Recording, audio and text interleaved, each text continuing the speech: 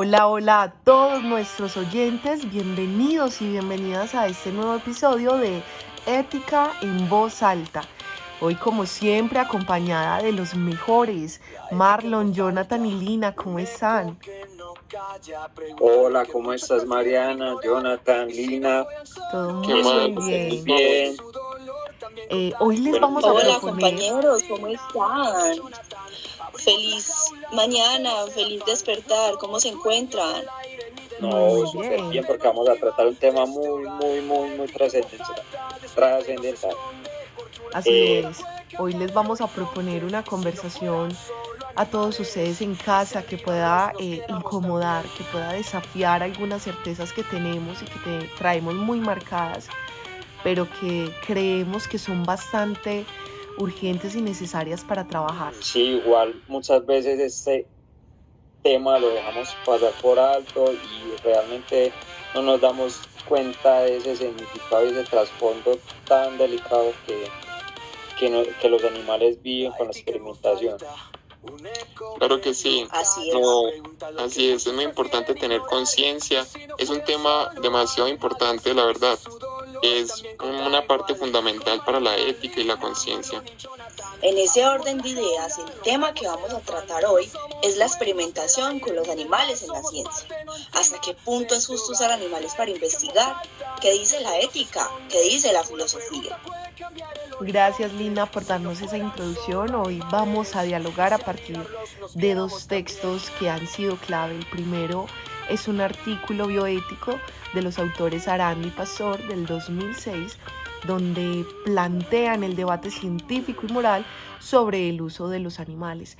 Y el segundo es un libro de Martha Nussbaum, que si bien trata de diferentes aspectos y temáticas, tiene un auge y una parte importante de los límites tradicionales de la justicia y nos invita a repensar nuestras obligaciones hacia los animales. Este libro se llama Frontiers of Justice. No, y para empezar, les voy a dar unos datos bien perturbadores para que se vuelven locos. Uno de ellos es que desde la antigüedad la ciencia ha usado a los animales para aprender sobre el cuerpo humano. Por ejemplo, Galeno en Roma hacía disecciones en cerdos. ¿Y qué tal si les digo que en el Renacimiento se popularizó la vivisección? Desde ya les empiezo a agradecer de que estén dispuestos a escuchar y cuestionarse con nosotros. Pero ahí nace ese dilema. El dilema es justificable para hacer sufrir a un ser vivo si eso permite salvar muchas vidas. Desde el siglo XIX, la experimentación con esos animales se volvió fundamental para la medicina. Así es pues que Aranda y Pastor lo plantean como un conflicto entre dos principios éticos, el de no dañar a otros seres sintientes y el de proteger la vida y la salud humana. ¿Tú qué piensas, Mariana, sobre esto? Bueno, estoy totalmente de acuerdo, Lina, con lo que vas mencionando y es que se convirtió en un conflicto bastante real.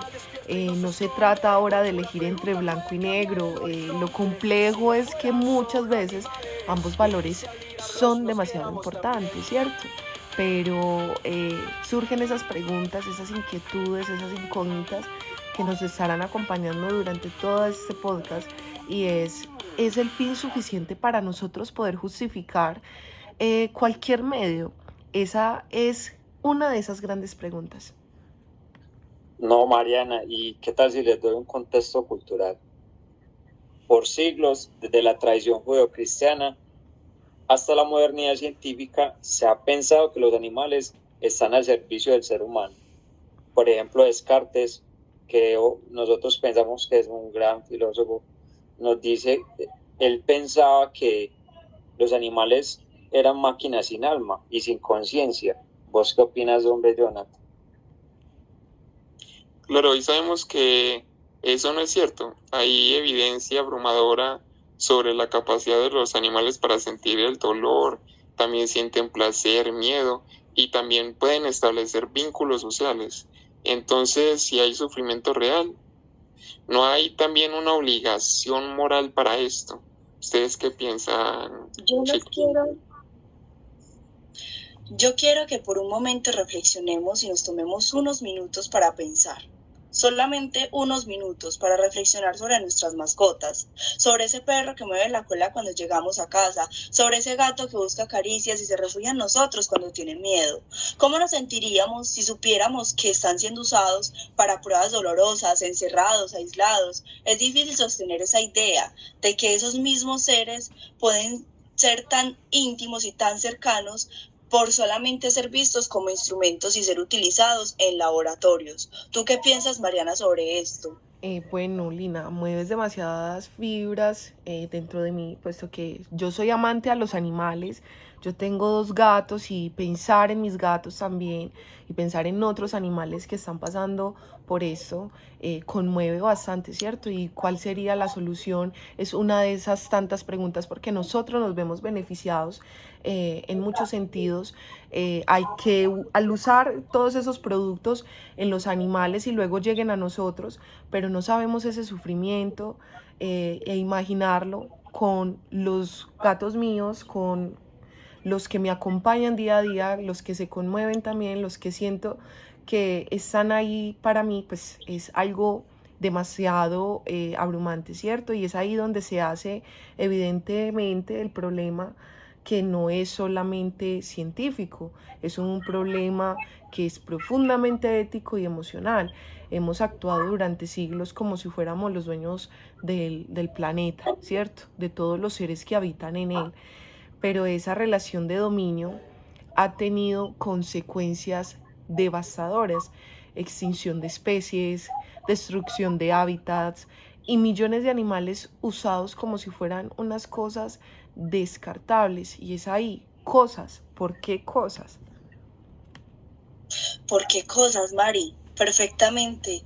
Es algo tan complejo el hecho de pensar en nuestras mascotas, en esos gatos, pero entonces aquí es donde entra un concepto muy clave y es la bioética contemporánea, que intenta justamente responder a esa pregunta que nos acabas de hacer y propone lo que podríamos llamar una postura intermedia. No se trata de prohibir toda experimentación, pero tampoco de hacerla sin reglas. Toda acción tiene su reacción y todo límite llega hasta un punto de rebozo, pero gracias a la bioética podemos llegar a ese punto de regulación. ¿Tú qué piensas sobre esto, compañero Jonathan? Claro que sí, Lina. Mira, allí surge las famosas 3R: reemplazo, reducción y refinamiento. Primero, buscar método alternativo. Segundo, usar el menor número posible de animales. Y tercero, disminuir su sufrimiento al máximo. Así es, Jonathan, y esto no es solamente una declaración bonita, que solamente quedó ahí para que todos lo observen, sino que hay leyes europeas como es la Directiva 86609, que regula de forma estricta el uso de animales en los experimentos. Incluso exigen justificar por qué se elige una especie y no otra, además de obligar el uso de anestesia, salvo que sea contraproducente en algunos animales, pero que debería de ponerse en margen en todo lugar del mundo y que no solamente debería de quedar en Europa. No, igual manera, Mariana, pues es importante darnos cuenta que no todo es regulación, hay también avances reales, cultivos celulares, simuladores por computadora, modelos con tejidos humanos. En algunos laboratorios el uso de animales se ha reducido en un 80% y eso es un dato muy relevante. Y obviamente y también hay una oportunidad de acción porque todavía nos falta ese 20. Totalmente de acuerdo contigo, compañero Marlon. Esa oportunidad de acción nos permite cuestionarnos el problema como lo dice Aranda y Pastor, y es que muchas veces seguimos usando animales por costumbre o por economía, no porque sea estrictamente necesario. Eso ya no es ciencia, eso es negligencia moral, y me alegra saber que en un 80% se ha reducido esa negligencia. Ahora con ustedes el compañero Jonathan. Claro, porque al final la bioética nos recuerda algo completamente simple, y es de que los animales no son objetos, son unos seres vivos y decidimos usarlos en experimentos, y tenemos una responsabilidad completamente enorme con estos animalitos. Y no se trata de sentimentalismo, se trata de pues justicia básica. Correcto. Y bueno, después de todo este recorrido que hemos tenido inicial, con estos dos autores que nos llevan a ese análisis de bioética, nos atrevemos ahora a hablar sobre ese libro de Martha Nussbaum, quien tiene una propuesta mucho más radical y que es importante que ustedes, quienes nos escuchan, también sigan abordando cada uno de estos temas que tratamos en nuestros podcasts. Y es que en ese sentido ella dice algo bastante asombroso: los animales deberían estar incluidos en nuestra teoría de la justicia. Pero entonces vamos a ir hablando poquito a poquito hasta entender y comprender qué sería esta teoría de la justicia. Marlon, adelante.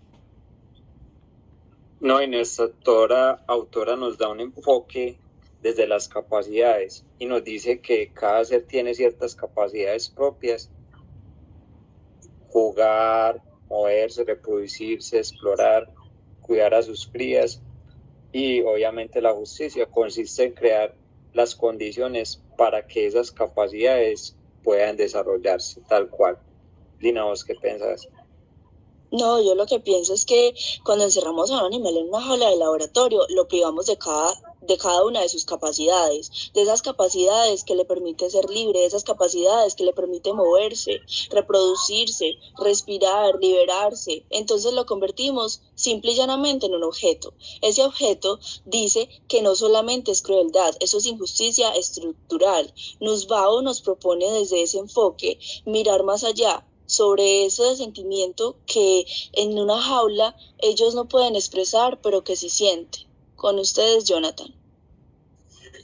Claro que sí, Lina. Y lo interesante es que ella no se basa solo en la compasión.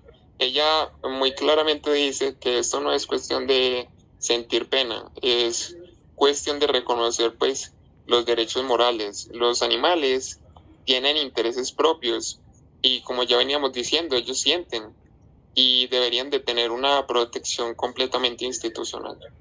Así es, compañeros. Nussbaum incluso propone un nuevo contrato social donde los animales estén representados. Y suena, sí, un poco gracioso, incoherente, donde tenga pues una agencia política indirecta. Y esto quiere decir que nuestras leyes los incluyan como sujetos, no como prioridades. Como un sujeto que piensa, como un sujeto que no como piensa, sino como siente. No, y ese contrato social es una idea transformadora, Mariana, porque cambia totalmente la pregunta. Ya no es los tratamos bien o mal, sino que planteamos otra pregunta, que es: ¿tenemos derecho a usarlos en primer lugar? Así es. Porque solamente nos centramos en lo que está bien o mal, pero no vamos allá y nos cuestionamos, bueno, pero ¿por qué los usamos? ¿Cuál es la finalidad? Entonces, por supuesto, esto no significa que sea fácil, hay dilemas reales, muy reales. Si una vacuna puede salvar millones de vidas, pero solo puede probarse en animales, ¿qué hacemos? ¿Qué podría continuar ahí? ¿A qué podríamos llegar? ¿Tú qué consideras, compañero Jonathan? Pues, compañera, mira, ahí la ética no da respuestas definitivas, pero sí ofrece criterios. Se puede evaluar pues cada caso y buscar pues alternativas, hacer que el sufrimiento sea mínimo y, sobre todo, no acostumbrarnos al daño. Sí, lo que ustedes conversan y justamente lo que mencionó Lina, también me permite preguntarnos algo desde la honestidad. ¿Esto será necesario o es simplemente lo más fácil? Porque muchas veces lo que falta no es tecnología. Siento yo que lo que falta realmente en esta situación y cuestión ética es voluntad moral.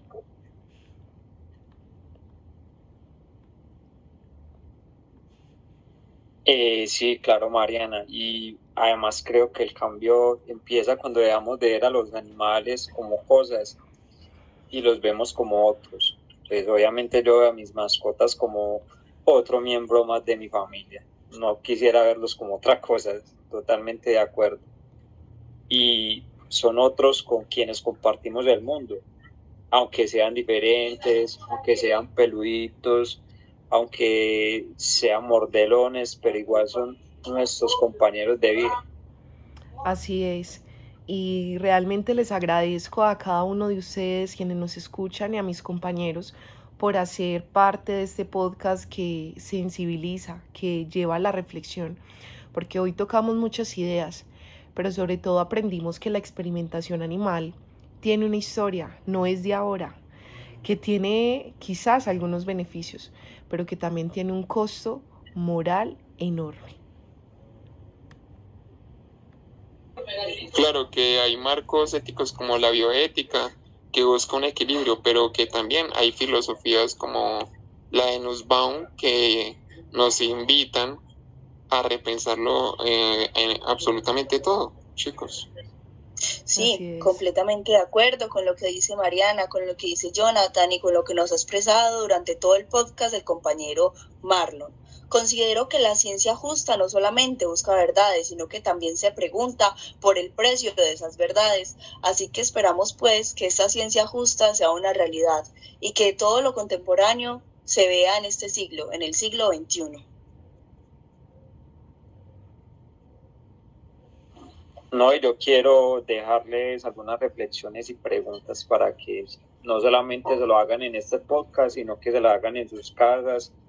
Y una de ellas es, ¿puede una sociedad ser justa si ignora el sufrimiento de los animales? Y otra también muy importante es si podemos seguir avanzando sin revisar cómo tratamos a los seres vivos que no pueden defenderse. Y por último quisiera dejarles otra. Estamos listos para ampliar nuestro sentido de justicia. Gracias, Marlon, por esas preguntas. Ya saben, cada uno de ustedes en casa pueden dar sus respuestas, sugerencias, ideas a nuevos debates para podcast. No olviden seguirnos en Instagram, Facebook, Twitter, YouTube. Y ahora, recuerden que esto fue Ética en voz alta. Gracias por escucharnos. Hasta la próxima. Hasta la próxima.